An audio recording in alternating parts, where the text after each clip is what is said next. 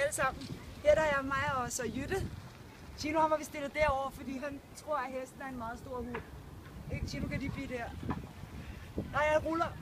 Det filmer bliver her, ikke? Sådan, Chino. Man kan altid rulle, når man keder sig.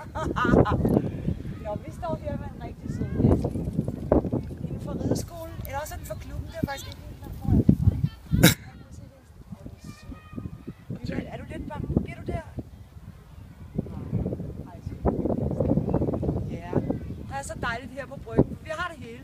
Vi har nogle søde heste og hunde, og der er også kaniner og en ged, hvis nok. Er der ikke en ged derinde? Men i hvert fald så er det rigtig hyggeligt.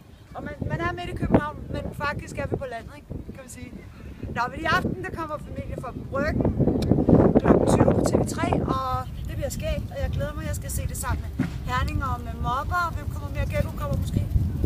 Nej, så højt med mig. Sådan her. Og nu vil Herning og jeg gå en dejlig lang tur her på fælden i solskinsvejr, og så vil vi ønske jer alle sammen, kan I have det rigtig dejligt. Vi ses på TV3.